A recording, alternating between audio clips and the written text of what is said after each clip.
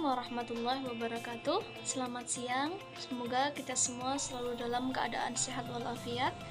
Untuk memenuhi tugas mata kuliah pengantar teknologi informasi dengan dosen pengampu Ibu Husnul Khotimah MPD, pada kesempatan kali ini saya akan memaparkan materi terkait mengenal Microsoft Excel pengolah angka. Baik, sebelumnya saya Barokatul Hikmah dengan NIM 2281130641 kelas A13. Baik, Microsoft Excel merupakan aplikasi pengolah angka yang tentunya sangat populer digunakan. Langsung saja kita menuju materi, yakni yang pertama pembahasan terkait definisi Microsoft Excel. Microsoft Excel adalah sebuah program aplikasi spreadsheet, lembar kerja elektronik dari Microsoft Office yang mempunyai fungsi pengolahan data berupa perhitungan atau grafik. Fitur function dan formulas atau lebih dikenal dengan rumus Excel merupakan sesuatu hal yang membuat Microsoft Excel cukup dikenal oleh banyak orang. Microsoft Excel sebagai aplikasi pengolah angka juga memiliki fungsi dan manfaat. Yang pertama, fungsi dan manfaat Microsoft Excel yakni membuat, mengedit, mengurutkan, menganalisa, serta meringkas data. Yang kedua, membuat catatan keuangan, penyusunan anggaran keuangan, membuat laporan baik dalam bentuk tabel, grafik, ataupun diagram. Yang ketiga, melakukan pengolahan data dengan statistika dasar, seperti mencari median, mean, nilai maksimum dan minimum, serta lain-lain, dalam bentuk grafik maupun dalam bentuk diagram. Dan yang terakhir, melakukan perhitungan aritmatika sehingga dapat membantu menyelesaikan permasalahan-permasalahan yang berbau logika dan matematika. Pembahasan selanjutnya terkait kelebihan dan kekurangan dari Microsoft Excel. Adapun kelebihan dari Microsoft Excel, yang pertama dapat diakses melalui berbagai operating system seperti Windows, Android, iOS dan iPad, Fire OS serta Mac OS. Yang kedua, integrasi dengan perangkat lunak lain seperti PowerPoint dan Word. Juga dapat mengimpor dan mengekspor data antara aplikasi. Yang ketiga, kemampuan analisis data, di mana Microsoft Excel dapat mengatur dan menganalisis data sehingga teratur dan terorganisir dengan baik. Selanjutnya, kemampuan fitur mengelola data dapat mudah dilakukan oleh Microsoft Excel dalam membuat, mengedit, dan menghapus data dalam bentuk tabel. Selain itu, Excel juga menyediakan berbagai fungsi matematis dan formula atau rumus untuk mengelola data tersebut. Dan kelebihan Microsoft Excel yang terakhir, yakni memiliki memori yang cukup besar, sehingga pengguna tidak akan khawatir ruang penyimpanannya penuh. Adapun kekurangan dari Microsoft Excel, yang pertama, batasan data. Jadi Microsoft Excel memiliki batasan data, di mana jumlah baris dan kolom dalam satu lembar kerja terbatas. Yang kedua, keterbatasan kompleksitas analisis. Yang ketiga, risiko kesalahan manusia dalam pengelolaan data dan rumus. Yang keempat, kurangnya keamanan dalam hal melindungi data sensitif serta izin akses dan privasi. Dan terakhir, untuk penggunaan Microsoft Excel perlu pengetahuan tambahan dan membutuhkan waktu yang cukup lama serta membutuhkan usaha untuk memahami berbagai fitur di dalam Microsoft Excel. Pembahasan selanjutnya terkait cara mengaktifkan Microsoft Excel. Dalam PPT ini terdapat dua cara dalam mengaktifkan atau membuka aplikasi Microsoft Excel. Yang pertama, pilih tombol Start yang ada di jendela kiri atau tampilan dari monitor.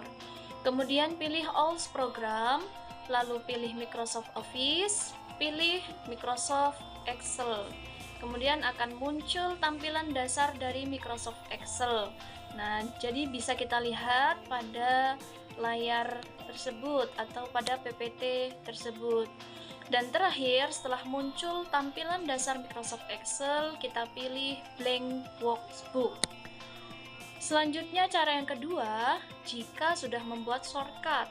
dan menempatkannya pada desktop, maka dapat mengaktifkan Microsoft Excel dengan cara mengklik atau mendouble klik icon shortcut Microsoft Excel tersebut. Pembahasan selanjutnya terkait fungsi bagian-bagian dari Microsoft Excel.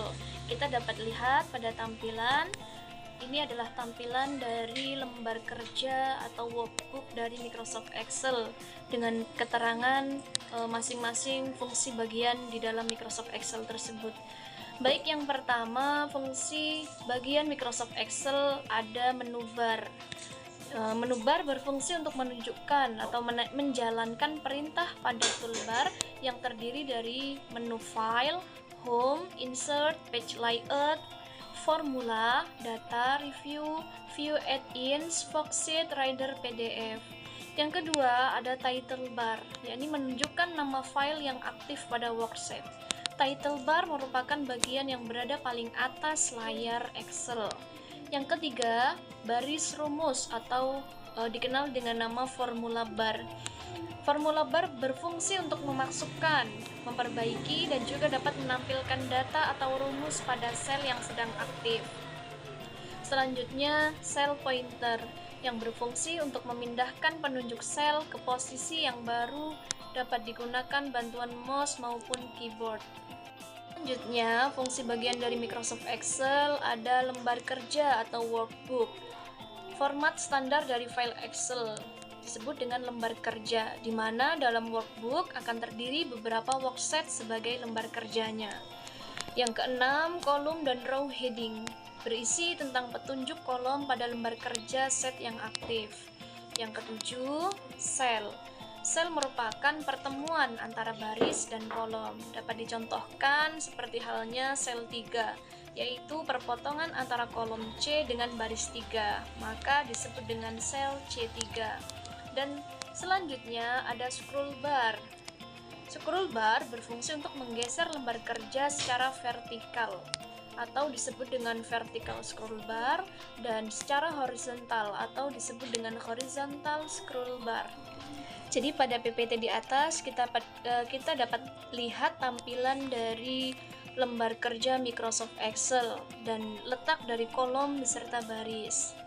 Pembahasan terakhir terkait jenis-jenis data di dalam Microsoft Excel. Yang pertama, terdapat data karakter atau jenis data yang pertama dalam Microsoft Excel adalah data karakter dengan ciri-ciri seluruh data yang dimulai dari pengetikan huruf A sampai dengan Z.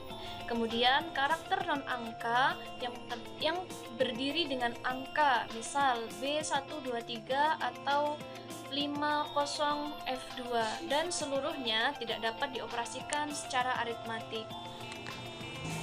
Yang kedua adalah data numerik dengan ciri-ciri sebagai berikut. Semua angka merupakan data numerik karena dapat diolah secara aritmatik. Selanjutnya, angka yang ditulis dalam bentuk eksponensial, misal 2E6, artinya sama dengan 2 juta. Yang selanjutnya, angka tanggal yang diketik dengan format DD atau YY.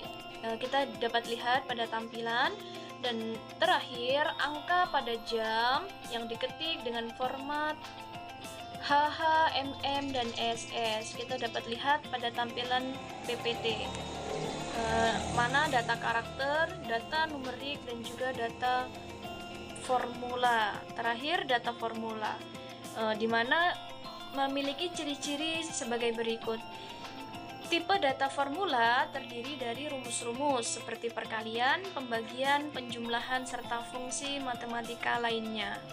Dan pemaparan materi yang dapat saya sampaikan, apabila terdapat kesalahan saya mohon maaf, mohon bimbingannya. Saya akhiri, wassalamualaikum warahmatullahi wabarakatuh.